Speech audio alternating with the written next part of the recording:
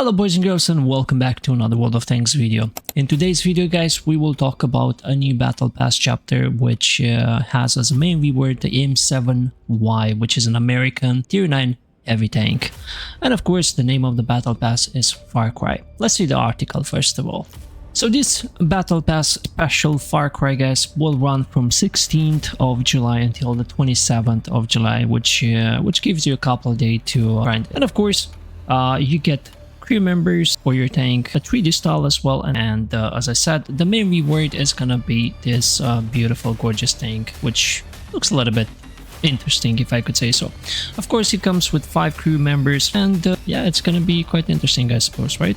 3D style looks really nice as well. Unfortunately I haven't got to play with the 3D style myself, but either ways we will see whenever we can get our hands on it. So not to mention, once again, as a base rewards, you get a couple of decals, you get personal reserves, you get credit boosters and so on and so forth. You get 700,000 credits as well, 800 bones for crew members as well, and a bounty equipment, not to mention some directives to some premium days. For improved rewards, of course, you're gonna have to pay 3,500 gold as per usual, but as a main reward you get the tank, some decals, some more credit boosters, some more credits, some more free experience, premium days, and so on and so forth.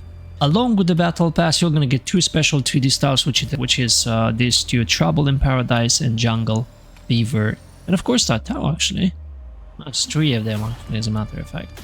Above everything else guys, we will complete ourselves some special missions with this tank, so we can get drops for you in the next weekend and in the week after weekend as well.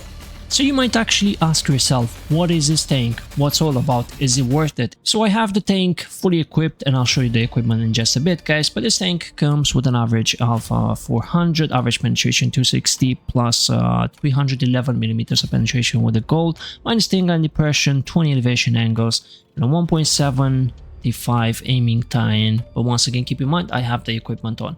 Dispersion 0.3 and an average of 3.4 almost per minute.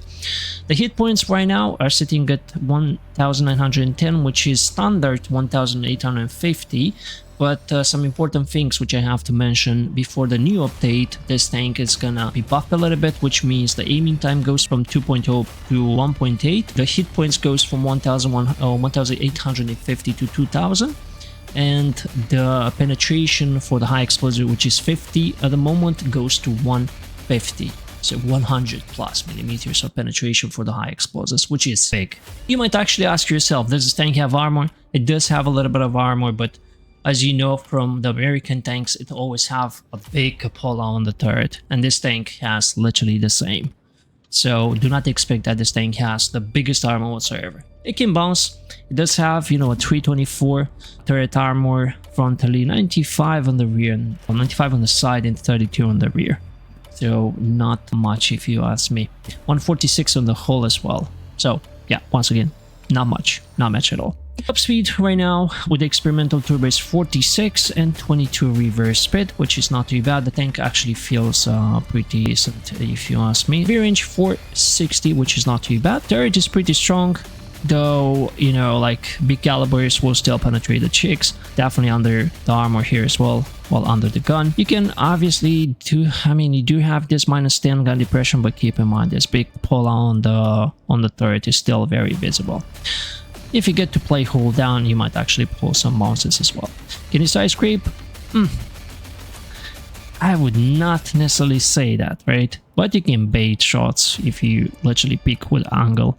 I mean, with the face, with the peak of the hole a little bit, you know, towards the enemy. So that kind of might maybe bait some shots as well. So do not expect this thing has much armor whatsoever. It does have some, but not much. So as I was saying guys, I'm having bounty armor, experimental mobility, and ventilation because the gun seems pretty good and the aim time is pretty good as well. Of course you can change the ventilation to vertical stabilization, but that's entirely up to you.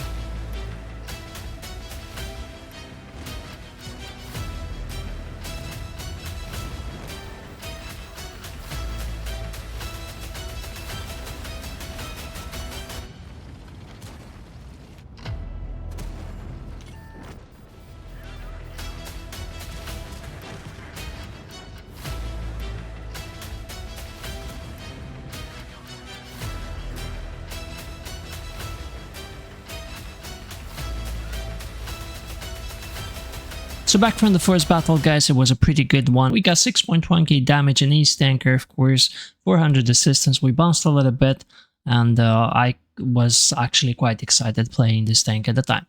Let me show you another battle.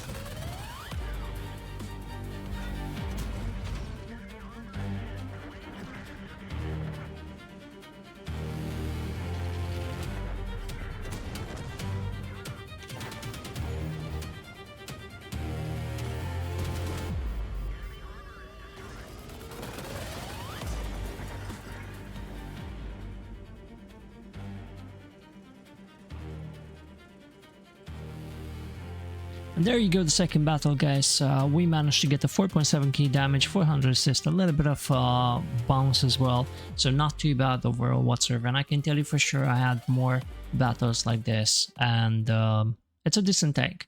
My overall opinion so far from what I played is that this tank has a beautiful gun, a decent gun, and it's going to become even better, as I was saying, because I was mentioning earlier on.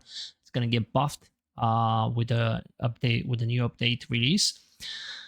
And about armor, a little bit disappointing. Once again, that big fat cupola on the top of the turret as any other American tank. But once again, we're just gonna have to deal with it, right? It's there's nothing we can do, unfortunately, so far. But once again, you do have mobility, you do have a decent gun, an average damage pretty nice, and yeah, it's just armor. You're gonna have to get used with it.